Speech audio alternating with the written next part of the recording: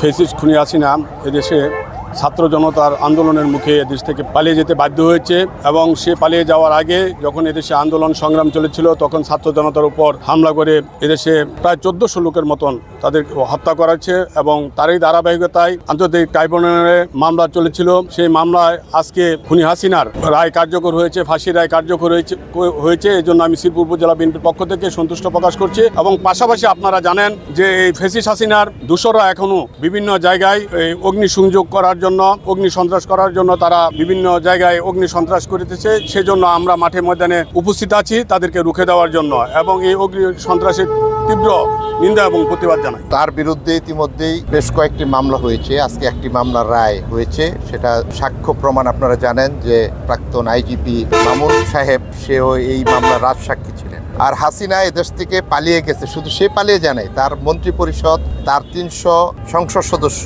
মহিলা সংসদ সদস্য সহ 330 জন, উপজেলা চেয়ারম্যান, মেয়র, ইউনিয়ন পরিষদের চেয়ারম্যান, তাদের জেলা উপজেলা লেভেলের, ইউনিয়ন লেভেলের যত নেতৃবৃন্দ আছে, এমনকি বাইতুল মোকাররম মসজিদের খতিবও পালিয়ে গেছে।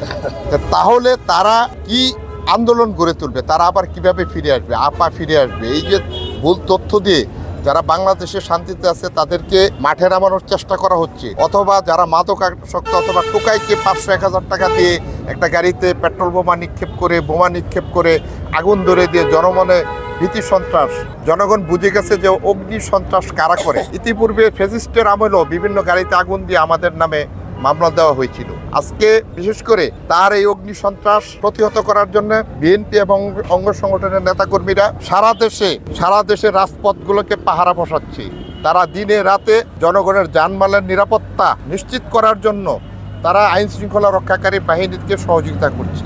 আজকে যেমন এই খুনি হাসিনা কিলার মাফিয়া শেখ হাসিনার আজকের এই রায়ের প্রেক্ষিতে যেমনি ভাবে বাংলাদেশের মানুষ আজকে আনন্দিত এবং উৎসাহিত হয়েছে, তেমনি ভাবে তারা আশঙ্কা করছে যে এই রায়টি যেন কার্যকরী হয়। যদি না হয় এ ধরনের একটা সন্দেহ মানুষ জনমনে আছে, থাকতেই পারে। তবে আমরা কোনো প্রকারের বিশৃঙ্খলা আমরা বরদাস্ত করব না। আমরা ঐক্যবদ্ধভাবে বিএনপির নেতৃত্বে, বিএনপি শান্তির দল, জনগণের দল, দেশের উন্নয়নের দল, গণতন্ত্রের দল, সুতরাং বিএনপির নেতৃত্বে আমরা যে কোনো হীন চেষ্টাকে প্রতিহত করব ইনশাল্লাহ।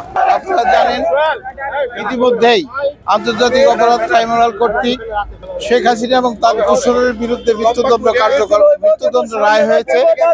আমরা আশা করছি অনতিবিলম্বে এই রায় কার্যকারীর মাধ্যমে ছাত্র জনতা যে অবাধে নিহত করা হয়েছে, হত্যা করা হয়েছে, হত্যার বিচারটা বাংলার মাটিতে অনতিবিলম্বে কার্যকরী হবে বলে আমি আশা করি।